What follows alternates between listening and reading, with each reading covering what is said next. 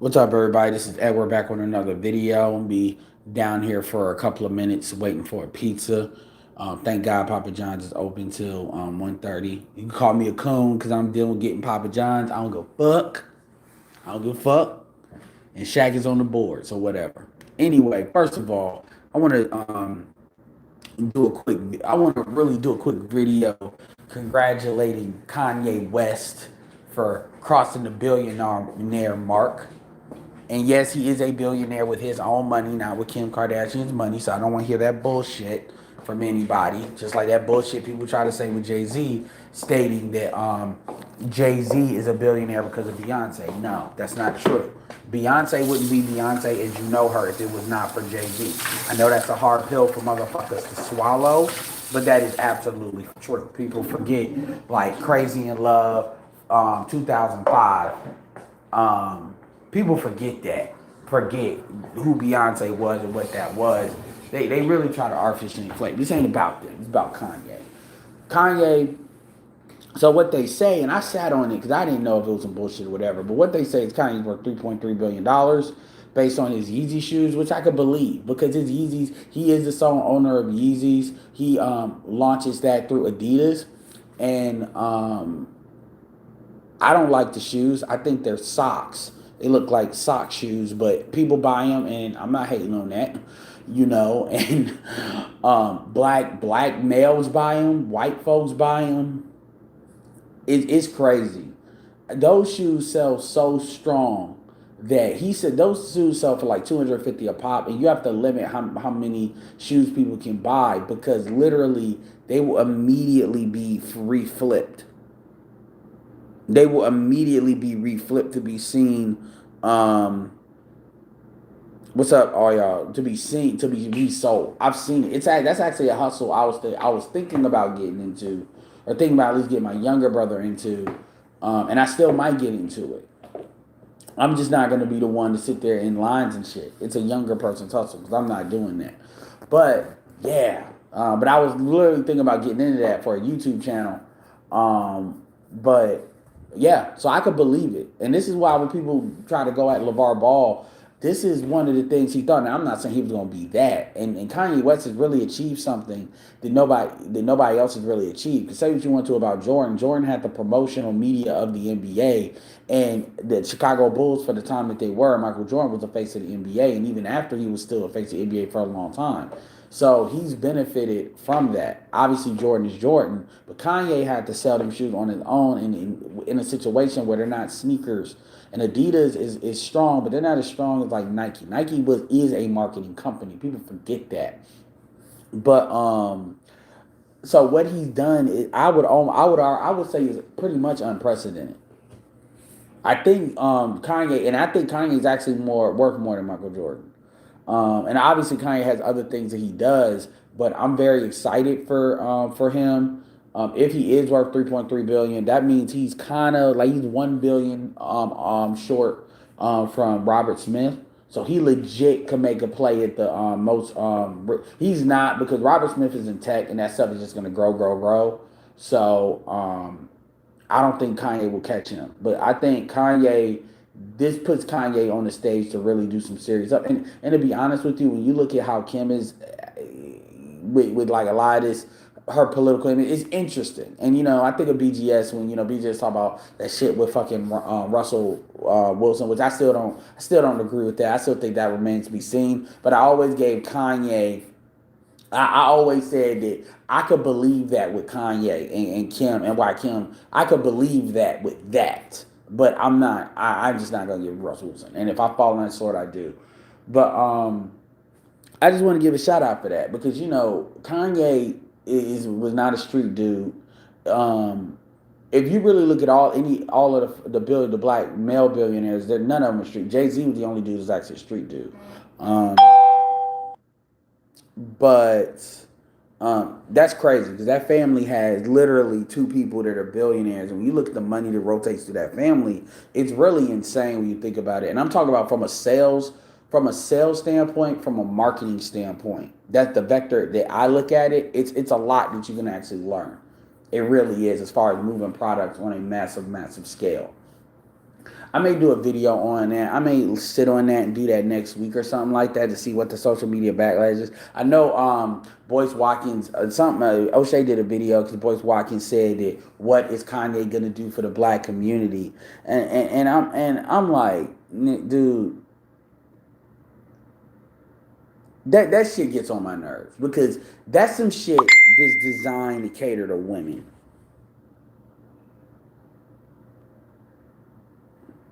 That shit is like really, that shit is really designed. Well, it doesn't matter. It's a billion, and it can grow. So at the end of the day, that company is still growing, and Kanye has other. And remember, Yeezys are a national thing, so it doesn't matter if it's 3.3 or 1.3. He's clearly over a billion, and the fact that Forbes said it means it is so. We don't have a lot of black billionaires. And it's something to say. So I get it. Yeah, it I could believe it's more like 1.3, too. So we'll just move on from that. But um, yeah, like I was saying, man. You got Dre that's knocking at the door. You got Don Peoples that's knocking. A couple dudes that are knocking at the door. To be in a billion. So, it's a good thing. It's a good thing to look at some positivity in this Corona stuff. It's unfortunate because I think of Kobe, and Kobe would have been a billionaire. Kobe was getting there. He was in tech. He was getting there. He had the Chinese market. So definitely had some brothers who were knocking at that door, and it definitely serves as definitely inspiration. Um, Fortunately, none of these niggas are with black women, but whatever. That's some shit for the sisters to deal with. And I just want to bring that up. So, with that being said, I want to flip because that was the first part of what I'm going to do because this ain't going to be too long. The second part of what I want to do is you hear me talk. This title said double agents and simping for dollars. So the double agent piece and the simping for dollars piece kind of go hand in hand. Here's the deal. I'm taking the position now that red pill shit is not for black women. You have women like Kendra and stuff like that where they're real. I'm not saying it's, and if they obviously, they're real about it, yeah. But what I'm saying is this need that certain black men have to like really, disseminate red pill information, even for like women that they're sleeping with or women that they're with. It's not for them. And you can tell by how they respond to it. And even if they don't respond negatively to it, it's not even about women. It's not for them. It's really not. And you giving them that information, that's not going to change who they are. Like, I don't understand how you think just because they know you, they know, they're going to just transform. They're not. So if anything, they're going to probably readjust what they do because now they know you're aware of some things. So dudes got to get out of that. And not even just in relationships. When you look at business relationships, when you deal with women on that level, because obviously women are making more than they ever were, and especially in the black community, it's inverse. It just is. Um, the reason why I was coming up with this is because I saw a lot of, I follow a lot of like black empowerment economic, hashtags on Instagram. And I'm always getting this simp ass shit that, this clearly catered to black females. It's clearly catered to Jessitas. This shit reminds me of Concrete Rose when I was on her we were on her channel, and she was talking about how she wished black men would hold other black men accountable, which is basically I just wish black men would shame other black men and doing what the fuck we want them to do. If I got a dude that I like, I just wish other black men would hold him accountable. Which is what they want. And the thing is, they want to fuck these dudes, but have other dudes like do the enforcement. And I see a lot of hashtags like that. That's why I gave her pushback when she said it. Because I see a lot of hashtag posts on these hashtags that I follow of dudes that are clearly on some Derrick Jackson motivational speaker. I'm going to tell women what they fucking want to hear so I can take their money type shit. and it's emotional pimping. It really is, and it's so obvious. And you look at the damn comments, and oh, tell it again, tell it for the folks in the back. You go, and I'm like, you all are so fucking basic. I mean, like it's like I'm looking, scrolling all the way down, and I'm like, oh, like y'all just. And it was one comment. It was one the post that I'm referencing is saying, you know, y'all need to stop saying that black men or black women are angry just because they put you back in your place for disrespecting them. And I'm like, so you said you really telling me that's how the fuck it goes down? That black men are just some patriarchal, hyper patriarchal Negroes that basically are saying some stupid shit, and then we get upset because we have the emotional disposition of a child, and we're getting mad and saying that black women are angry because we say some smart shit to a black woman, and then we get mad if she bites back. That you're really saying this is a Farah Gray dude. I think a dude Khalid Muhammad's son or some shit like that. I'm like, that's really the narrative you're trying to spin. That's really the, and I'm like, and they just all ate it up. And the thing is, it's the type of shit that I have enough respect for black women to actually say, okay, you're in. I'm gonna hold you to a certain intellectual level because I'm not gonna just treat you like a fucking kid. That like, okay, you're just gonna eat sugar and candy like a child and talk to you like a child because at that point, I'm not gonna respect you as an adult. I'm not gonna treat you like if I gotta talk to you like a kid. I'm not gonna respect you like a real person.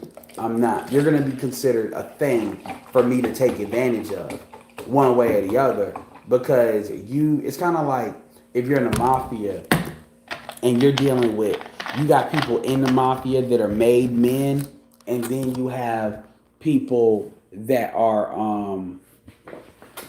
people in the mafia that are made men, and then you have everybody else, and everybody else is to be discarded. They are useful what they're useful, or kind of like if you look at the Sith, you have the Sith lords, and you have everybody else, and then you have everybody else. And the reality is, if you're gonna show up to me like cattle, then you're gonna get gutted like it. If that's something that's gonna benefit me. I mean, you're not gonna act like a sheep and then get mad when somebody does what they do to sheep. You just not. And the problem is you got folks that like they want to live in a certain narrative in this delusion, and they get upset when people lie to them. It's like you signed up for lies. It's the same thing I say with dudes. Too many black folks sign up for bullshit. LAR, shout out to him. He did a video about you can't complain about the bed you made. And well, yeah, everybody else is dispendable. Well, I'm not even mad at Derrick Jackson anymore because at the end of the day, if Derrick Jackson wasn't doing it, somebody else would. And there's a lot of folks that there's a couple of folks that do that. They there's a couple of folks that do that, and I got a post by somebody I respect that basically he and I know some of his history. He's a former fuck boy. You know, this is a dude that clearly, like, women, black, he's the archetype of what a black woman wants. And basically he was a fuck nigga. I mean, he was a classic fuck nigga, period. That's what they would say, and that's what it was. It is what it is. And now he operates from this. Hold on one second.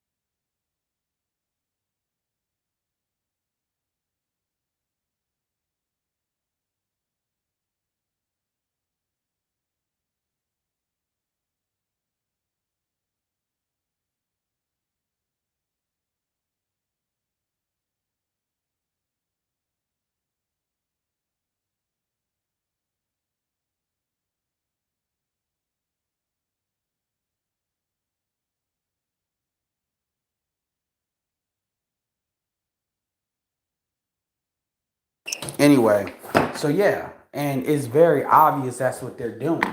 And if you want to cater to, and BTS talked about it all the time back in the day. If you want to cater to black female market, you got to tell them what they want to hear. And um, it's kind of like looking at the WWE and you know the shit's fake, but you have to be like JR. You gotta be all enthusiastic about it. I mean, you know it's fake. You know everybody knows it's fake.